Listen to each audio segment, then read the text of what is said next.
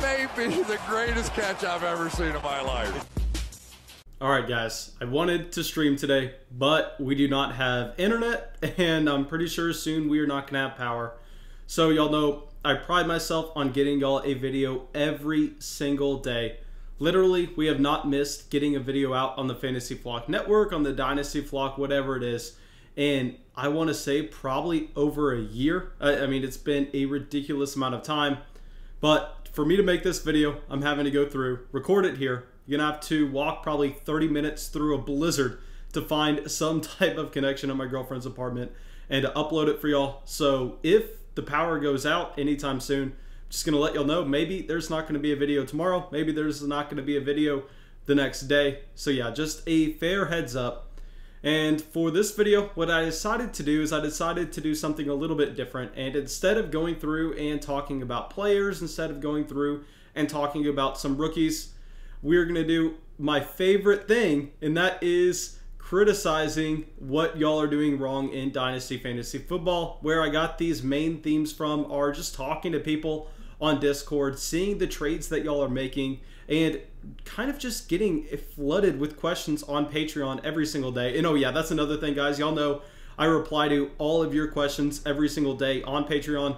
Well, if I don't have power, I can't do that. So if I don't get back to you for the next 2 or 3 days, I think we understand why. But yeah, before we get into it, drop a like, leave a comment, subscribe to the channel. You know what to do. And now let's start it off with the first thing that people are getting wrong in Dynasty Fantasy Football. The first thing that people really don't understand how to acclimate to their own league. And this is not knowing what your league settings implications are on roster construction and player evaluations. So I understand, obviously, people know that if it's a Superflex league, quarterbacks are going to be valued more. If it's a 2-quarterback league, quarterbacks are going to be valued more.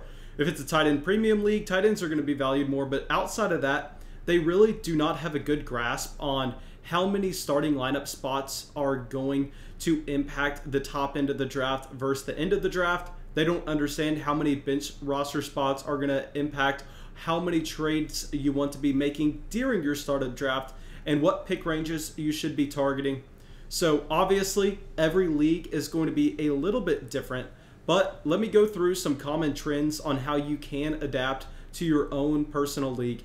And I will say, I think at this point, the most standard Dynasty Fantasy Football League is tight end premium, Superflex, start 10 players. And I know I could easily be wrong on this. My personal leagues are all start anywhere from 11 to 12 guys. They're all tight end premium. They're all Superflex. I have no leagues that are anything outside of those formats. So maybe there are more one quarterback leagues than I know of. Maybe there are less tight end premium leagues than I think of. But let's talk about how the starting lineup size is going to change, because I get some questions on Patreon where people will ask me a trade question and I'll give them an answer, and then they'll share their league settings with me, and I'm like, what? Can you not share this beforehand? Because it changes everything.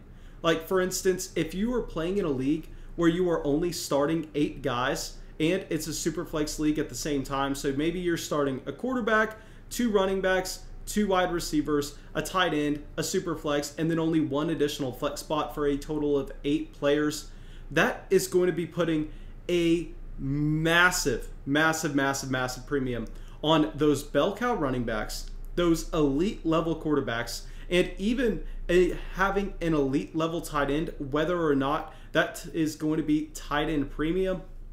And here it just kind of makes sense if you think about the numbers.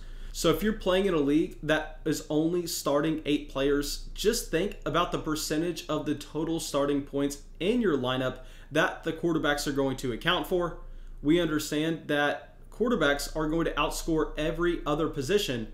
But if you're not able to make it back up with the wide receivers, if you're not able to make it back up with the running backs, you are going to be sitting behind the 8 ball. I mean, you are going to have no chance if you have subpar quarterbacks, where if your opponent has 2 quarterbacks like a Patrick Mahomes and a Russell Wilson, we know that Mahomes and Wilson each can put up 30 points in a given week. And if they're putting up 60 points total between those 2 starting spots, that's going to account for, just say, anywhere between 35 to 40% of the total starting lineup points, Whereas if you're playing in a league where you start 11, 12, even sometimes 13, 14 players, your quarterbacks are only going to be making up about 15 to 20% of your starting lineup points. And that is going to be a significant difference. When you are playing in a league where you have those extra flex spots, where you can go out there and you can start the 11 players, we know, hey, maybe you don't have the Christian McCaffrey, but that's completely fine.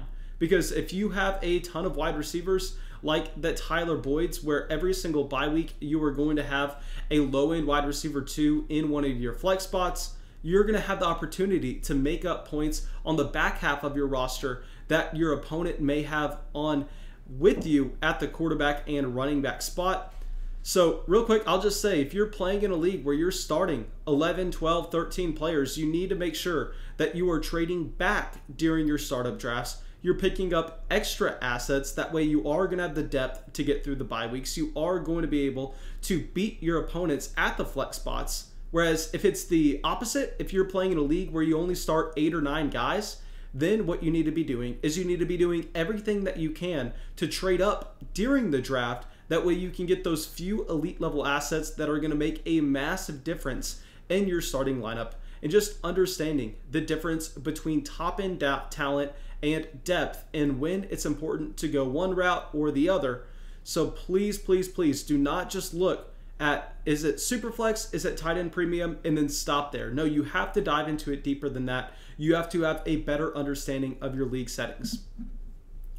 All right, so now our next thing that pisses me off whenever we are talking to people on Patreon is the fact that some owners, they just cannot sit still. I swear to God, sometimes people are just willing to make deals that they know they are going to lose, but in the back of their minds, they're saying, oh my gosh, it's Tuesday. I haven't made a Dynasty trade today. I need to go out there. I need to get something done. Let me go and send offers that I think will get accepted, regardless if I'm winning or losing the value or not. And obviously, they're not saying this out loud. They're not even realizing that they're doing this. But I'll get a question saying, hey, I really, really, really like Rashad Bateman. Should I be trading Jerry Jeudy and a second-round pick for Rashad Bateman? And I'm saying, what? Why would you even ask me that? Please, just sit still. Sit on your hands. It's going to be such a long offseason that you do not need to be going out there, and you do not need to be forcing trades. Trades will come to you. You're going to get nice offers, and you are going to take advantage whenever you see your league mates wanting to move a player that maybe isn't at market value.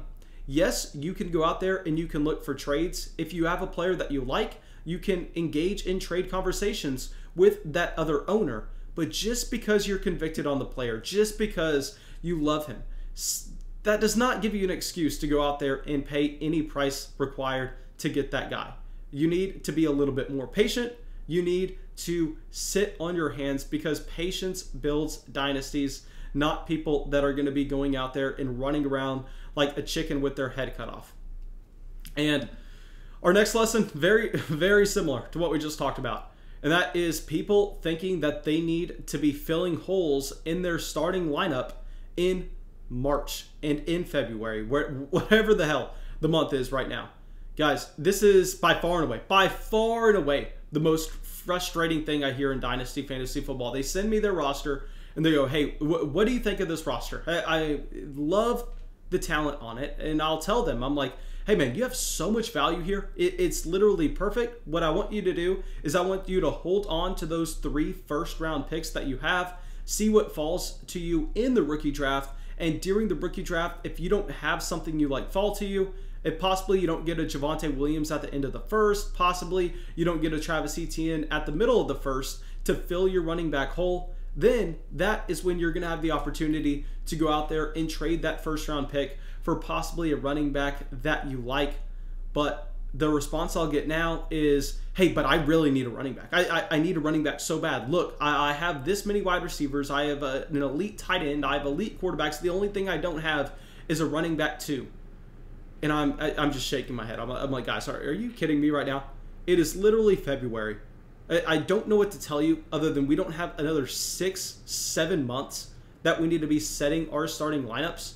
So when you don't have to set a starting lineup for 6 or 7 months, I understand it may be frustrating when you go out there and you pull up your Dynasty roster and you do not have a running back 2 that you are excited about. I understand that your starting lineup may not look as pretty, but if you're going to be going out there and making trades where you are losing value just to fill a hole right now, that is about the worst thing you could ever do in Dynasty Fantasy Football, and it is not even close. I am fine with people trading for a position of need once we get to the season. I am fine with someone going, you know what, my team is a contending team, but what I do not have is I do not have that wide receiver 3. If I had a wide receiver 3, this would put that roster over the top. Let me go get that. And I'm fine if you're doing that whenever we get to August. I'm fine if you're doing that whenever we are in the NFL preseason. But if you were doing that before we've had NFL free agency, if you're doing that before we've had the NFL draft, you are simply not being patient enough. You need to calm down, sit on your hands, pick up a different hobby, hop in a new startup draft, do whatever you can to get your attention away from the hole that you have on that roster. Because if you continue to try to fill it for no apparent reason, then you're going to end up losing value. Well, thank you guys. I hope y'all enjoyed this video. I hope y'all got something from it. I know probably it was a little bit of just nonsense, but I tried my best to do what I could to help. As always, go down there, drop a like, leave a comment, subscribe to the channel. It helps us out so much. And I'll see y'all with the video, hopefully tomorrow.